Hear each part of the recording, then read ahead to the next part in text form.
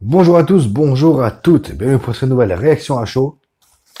Aujourd'hui, on va parler d'un film qui s'appelle The Mandela Effect, ou l'effet Mandela. Alors, je vous le dis tout de suite, il y aura des spoilers dans cette vidéo, forcément, parce que je ne me vois pas parler de ce film sans mettre de spoilers, et forcément, on va parler de cette théorie aussi.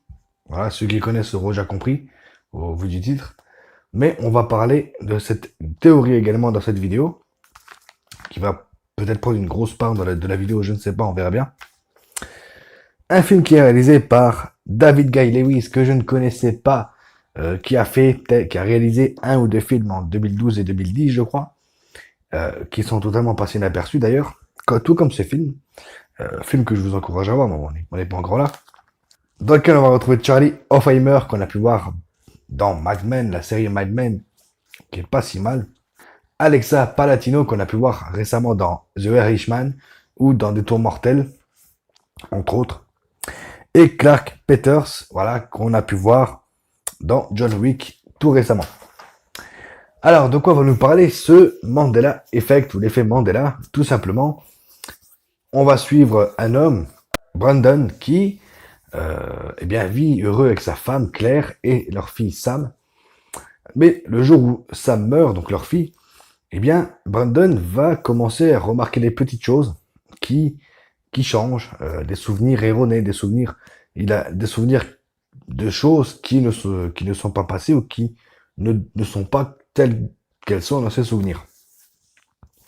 Seulement, il va se plonger là-dedans, il va limite devenir fou, et jusqu'à eh bien, découvrir la vérité. Ah voilà, toute une théorie qu'on va expliquer plus tard. Alors, ce film-là, c'était un film pour moi, coup de poing, qui m'a mis une claque dans la gueule, voire plus. Franchement, très très bon film, très très beau, bien réalisé. Franchement, le réel, il mérite d'être connu, malheureusement, tout comme ce film. Un film très très bien réalisé, où on va plonger dans la folie avec le personnage, un peu comme, voilà, je prends le cas récemment de Joker. Voilà, c'est vraiment autre chose, hein. Mais c'est un peu le même principe. On part dans cette folie.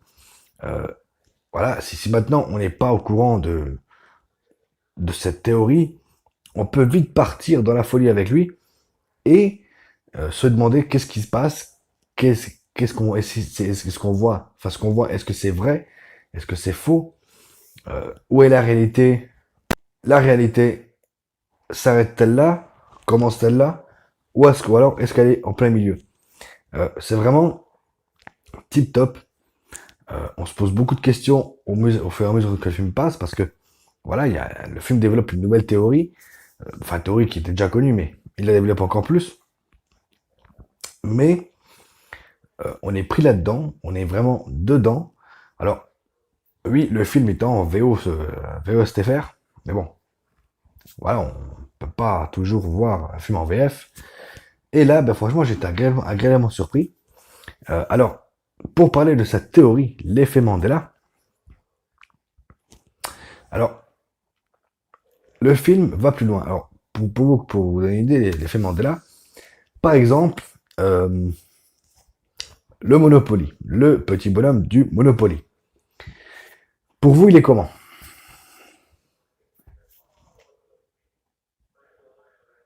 Eh ben, pour moi, voilà, je vous laisse un petit temps de réflexion. Moi, ben, pour moi, il a le monocle. Sauf que maintenant, vous prenez le Monopoly, eh bien, il ne l'a pas. Et moi, dans mes souvenirs, le petit bonhomme du Monopoly a le monocle. Autre exemple, les Looney Tunes. Les Looney Tunes, pour moi, Toons, ça s'écrit T-O-O-N-E-S. Maintenant, ça s'écrit T-U-N-E-S. Tunes. Alors, moi dans mes souvenirs, c'est toujours Looney Tunes.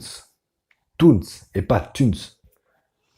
Donc, vous verrez, il y a plein de choses comme ça dans l'effet Mandela. Nelson Mandela, par exemple, pour vous, il est mort quand? Ben moi, il est mort en prison dans les années 80. dans mes souvenirs, encore aujourd'hui, c'est comme ça. En fait, quand j'ai appris sa mort en 2013, ben, pour moi, il était mort dans les années 80 en prison. Et ouais, donc voilà, l'effet Mandela, c'est tout un système comme ça. Mais le film va encore plus loin. Le film nous propose une théorie de... euh, alors, pour moi, la théorie la plus simple, c'est le voyage dans le temps. Voilà. Que des personnes du futur ou de notre présent aient voyagé dans le temps pour changer quelques petites bribes d'histoire. Voilà. Et que on commence à voir les effets. Voir que certaines personnes comme moi ne ressentent pas les effets. D'où l'effet Mandela. Mais le film développe la théorie, non, ne développe pas le voyage dans le temps, mais la théorie des mondes parallèles d'un premier temps, comme quoi les mondes parallèles se chevaucheraient, théorie qui est pas si bête que ça, parce que voilà, les mondes parallèles, forcément, il y en a. Donc, que les mondes parallèles se chevauchent, et voilà. Et une autre théorie, la matrice. La théorie de la matrice, The Matrix. Comme quoi, on vivrait dans un monde irréel, un monde programmé. Alors, je vous laisse découvrir par vous-même quelle théorie est la bonne dans le film, mais le film développe ces deux théories-là. En plus, alors on a un petit passage voyage dans le temps, mais c'est c'est vite expédié. Mais ces deux grosses théories-là sont vraiment en plein cœur du film. Film qui a été réalisé, je pense, de manière à nous faire, à ce qu'on se pose des questions en même temps que le personnage qui perd son enfant et qui va se lancer là-dedans à cause du deuil. Donc c'est une sorte de système de deuil également. Alors, on va se poser la question qui va être posée dans le film. Si vous vous rendez compte que vous êtes dans une matrice, ou qu'il y a un voyage dans le temps, ou que vous êtes dans un monde parallèle, et que vous commencez à chercher la vérité, le vrai monde, et que vous voulez savoir qu'est-ce qui se passe vraiment, eh bien, la seule chose qui vous ferait arrêter, c'est justement que votre fille ressuscite. Alors, est-ce que vous allez arrêter de chercher la vérité ou continuer? Voilà. Là, vous êtes face à un mur et forcément, donc le film, bien sûr, le film répond à cette question. Alors, c'est un film. Alors, franchement, le personnage de Brandon, je l'ai senti investi, très très investi, surtout quand il va voir le docteur Flux, je crois, qui est interprété par Clark Peters. Voilà, où le docteur Flux a cette théorie de la matrice et des mondes parallèles. Donc c'est lui qui lui avoue toute cette théorie, comme quoi cette théorie serait peut-être vraie, peut-être fausse, on ne sait pas. Mais ce personnage-là va être aussi central pour tout ce qui va se passer après dans la vie de Brandon et tout ce que Brandon va faire. Tout, ouais, enfin, de manière, vous inquiétez pas, tout ça qui est écrit dans le film, mais tout, voilà, tout a un lien, tout a des conséquences. euh, et franchement, c'est un film. Alors, franchement, j'ai vu ça parce que voilà, je voulais regarder un film et j'ai trouvé ça par hasard. Et c'est un film que je vous conseille de voir. Franchement, si vous ne connaissez pas l'effet Mandela ou que vous le connaissiez, euh, eh bien, regardez-le. C'est un putain de bon film qui, malheureusement, je crois, n'aura pas de sortie française. Voilà. Mais bon, j'espère qu'il y aura quand même une sortie Blu-ray que je puisse l'avoir dans ma collection. C'est un film comme ça, voilà, qui traite d'une théorie aussi forte que l'effet Mandela. Alors, vous allez me dire, l'effet Mandela, ça n'existe pas, c'est ci, c'est ça. Après, voilà. Tout le monde peut croire en Dieu, tout le monde peut croire au diable, tout le monde peut croire aux phénomènes paranormaux ou pas.